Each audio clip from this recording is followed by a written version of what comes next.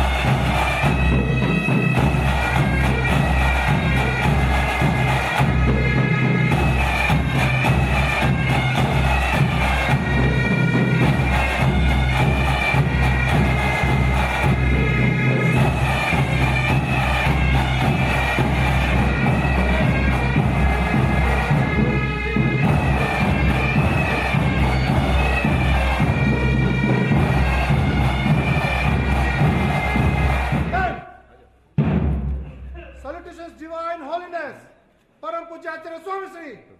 For the front, salute!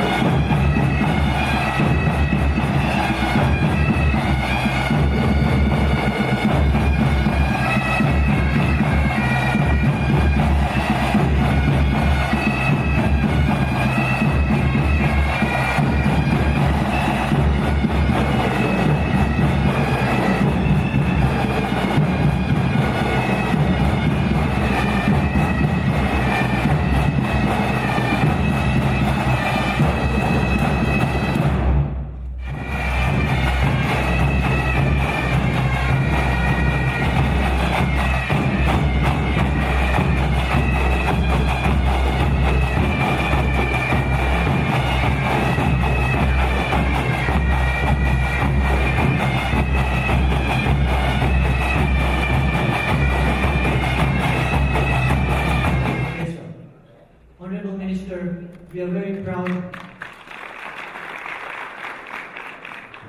Honorable Minister, we are very proud to have you join us in celebrating this festival.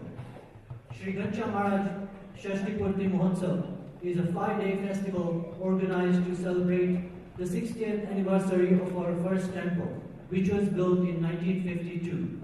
In the last 60 years, our community members have made significant progress in Kenya, both spiritually and economically.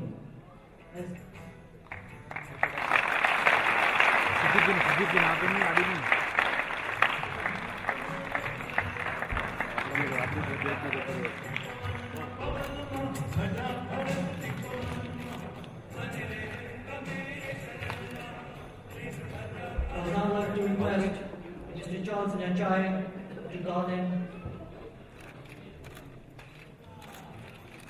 I would now like to request from Acharya Swamishree to call in Mr. Charles and Acharya.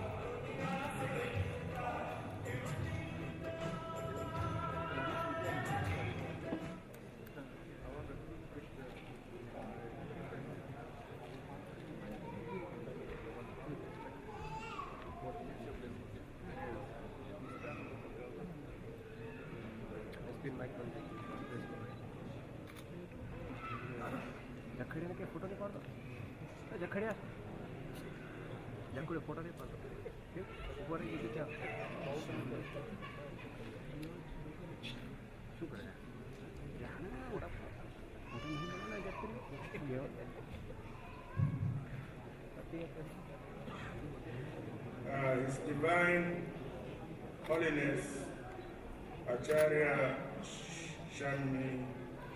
Shree Maharaj, saints and devotees, it's my great pleasure for the second time in 3 years to have an opportunity to meet His Divine Holiness.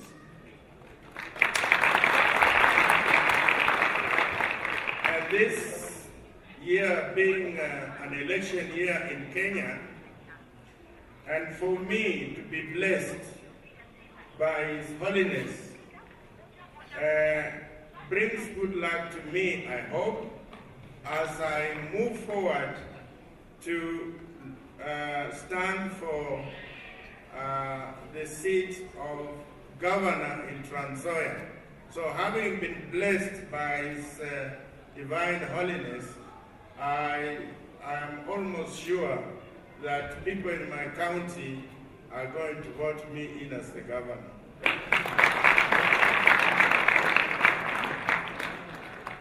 But first, I want to congratulate the community for building this wonderful temple and also being part of history, being part of 60 years of this community being in Kenya and having moved from a small temple to this wonderful building. It is gratifying to see that in His wisdom, His Divine Holiness selects a topic that is very current in the world. That is the issue of climate change. I've had an opportunity to accompany the President of this country and the Prime Minister to COP15 in Copenhagen about 3 years ago. I had the opportunity to attend a leaders' conference on climate change in Brazil 2 years ago, and last year also joined leaders in South Africa to deliberate on issues of climate change. This does mean that climate change is real, and it's here with us in Kenya as it is elsewhere. And leaders throughout the world are very conscious of mitigation and adaptation issues to combat climate change. For us in Kenya, we have seen extended droughts that last for a long time. And when the rains come, we have seen floods. This year in particular, I happen to be a farmer in my other capacity, and on our own farm, we have recorded rainfall of 100 millimeters in 2 hours. I can assure you that is a lot of rain in 2 hours, 100 millimeters. And it caused a lot of damage. We had to replant all the crops because everything was swept away. Now, this shows us that indeed climate change is with us, because for 50 years in the area of Transvaal where I come from, rainfall of this magnitude had never been recorded. It's not happened once, but it's happened twice this year. This goes to show that climate change is real. And we as children of this earth, children of this globe, what can we do about it? We must have programs to mitigate and adapt to climate change. And this is one of the things that we're doing here today, is Divine, the Holiness has decided to recognize, to be a partner with the government of Kenya, with you, to address the issues of climate change. And that's why we're all gathered here, for each one of us to take a plant so that we can go and plant in our gardens, in our farms. Karura Forest is next to us, and I'm willing to invite His Holiness on his next trip to Kenya, that we can go and plant trees in Karura Forest. In Kenya, again, as I say, we have degraded our forests. All our mountains, all our hills are bare. But as a government, we have ensured that within the Constitution, the issue of climate change has been addressed. That within the next 20 years or 18 years, because we are thinking of our vision of 2030, that during this time, as we go towards 2030, that Kenyans must plant trees on their farms. 10% of our farms should be planted with trees. We are asking children at school and institutions that they plant trees in their schools, and when they go home, they also plant trees. Because the effort of government alone cannot bring us to the level of forest cover that we're looking for. Currently, the forest cover in Kenya is 6%, and by 2030, we hope to arrive at 10%, which is just minimum. I was in China last time, and this year, they are 65%. I was in Costa Rica about 8 years ago. Costa Rica is 85% forest cover. And if we can all build towards that, we will be combating climate change. Therefore, Your Holy Highness, I want to congratulate you for recognizing that issues of climate change is not only in Kenya, it's in India, it's in every country, and all leaders are doing something about it. And you have come to show us that this is the way to go, and I want to thank you.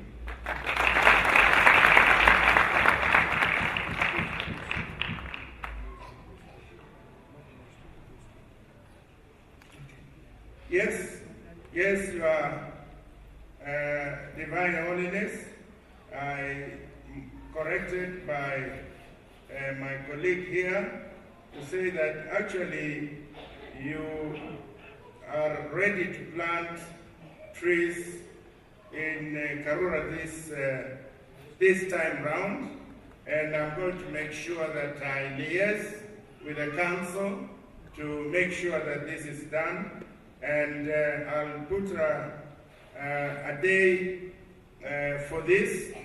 I'll just like I've come from Kitale today, I will give another day and say, if I go and plant trees with His Holiness in Karura Forest, my election is going to be much easier. So I want to thank you. Can I ask my colleague Charles just to come and say something? Charles is a lawyer and he cannot miss to have something to say.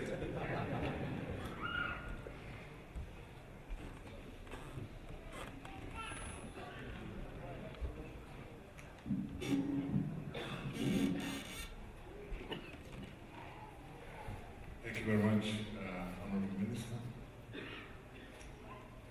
His Divine Holiness, Acharya, Swamishree Maharaj, saints, devotees, my fellow guests in the temple today, let me say thank you very much for this opportunity. Because the Honorable Minister has already spoken, I will be very brief. In fact, I will restrict myself to just making 3 points. First of all, let me begin by thanking His Divine Holiness, as well as the devotees in this particular temple, for the honor that is personal to me, for inviting me to come and be with you this afternoon. Currently I'm not in politics, so unlike the Honorable Minister, I am not competing for any political position.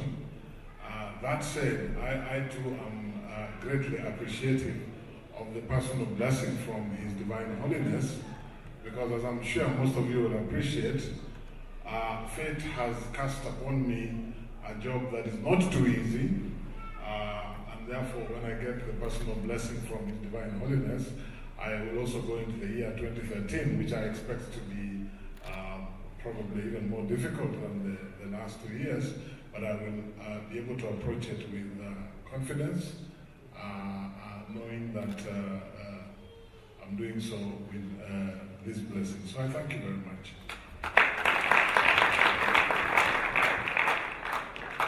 Since I'm in the temple today, let me take the opportunity to appreciate not just members of the temple where we are at today, but generally speaking, let me appreciate those Kenyans who are members of the Hindu faith. And let me say this from the perspective of the Constitution of Kenya 2010, which I have the privilege to be part of a team that has the responsibility to oversee its implementation. Let me say this.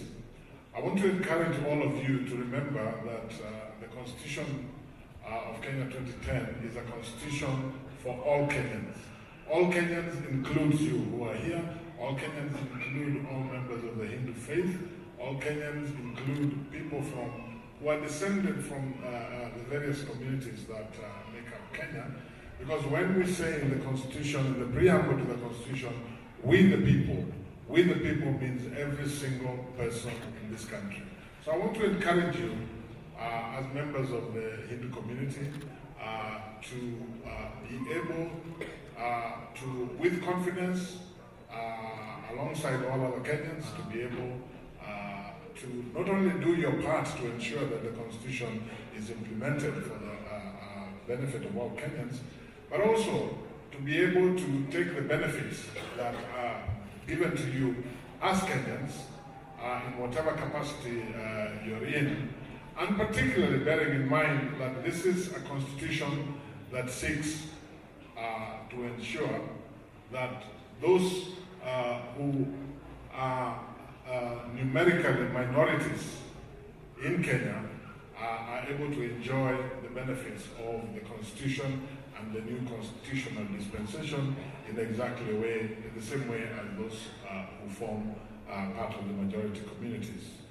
And I want to take the opportunity to appreciate the work that is being done by the Hindu Council, because we do communicate with the Hindu Council. In fact, just recently I was very happy to read a very strongly worded letter from the Hindu Council Kenya relating to a political contestant, I think it was in Kiambu County, who made disparaging remarks related to the what he described as the Asian community. I think something to the effect of what will happen when he gets into power. And I can only say this. One, I hope that sort of person does not get into power, because that's the last kind of person that this country needs. And two, I want to encourage the Hindu Council to continue to speak out strongly on behalf of the Hindu community, because the Constitution of Kenya 2010 is an equalizing constitution. It's a constitution that seeks to ensure that every single Kenyan can be able to live and be able to carry out their business or trade as long as it is lawful in every part of this country. So I want to assure the Hindu Council that from the Commission for the Implementation of the Constitution, we shall be with you on this, and we shall support every effort to make sure that the rights of all Kenyans, including Hindus, as enshrined in the Constitution, are respected. The last point I wish to make is to associate myself with the sentiments of the Honorable Minister and appreciate His Divine Holiness's choice of the subject matter of today, that is the environment and climate change. Again, the Constitution of Kenya in Chapter 5 makes very specific provisions relating to our responsibility insofar as the environment is concerned. The Minister did refer to the express provision relating to the tree coverage in the country. But aside from that, the responsibility that we all have to nurture the environment, and bearing in mind that, as again the preamble to the Constitution says, that what we seek to do as we implement that Constitution is not just for ourselves, it's also for future generations. And I think there's no area perhaps which brings out much more clearly this intention as in the area that deals with the environment. Because if we do not protect the environment, then whatever else we do, however else you may be successful in business or anything else, if we don't protect the environment, then there really is no future that we are living for the generations that will come after us. So I want to thank His Divine Holiness, and I want, like the Minister, anything that we can do, if it's tree planting, whether it's in Karura Forest or wherever it is, we shall be happy to join with you and to ensure that together we are able to make a difference. Let me close by wishing all of you, I know essentially Christmas is a Christian festival, but it is also an opportunity for all of us to reflect, because you know, we have a lot in terms of values. All these faiths have a lot in common, and therefore it's an opportunity for all of us to reflect and to see how we can encourage one another and how we can move into the year 2013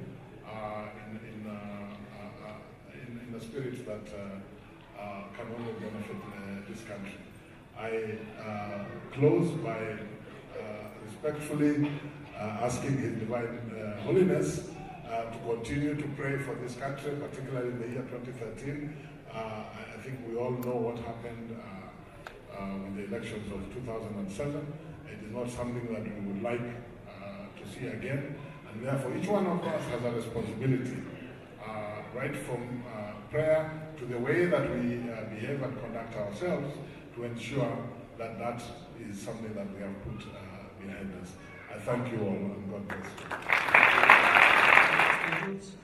As the Minister pointed out, global warming is a phenomenon with the global consequences, and it is in our shared interest that each one of us takes the lead in protecting the environment.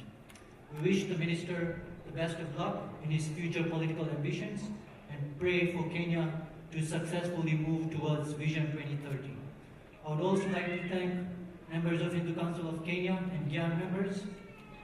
Once again, please give a round of applause to our guests.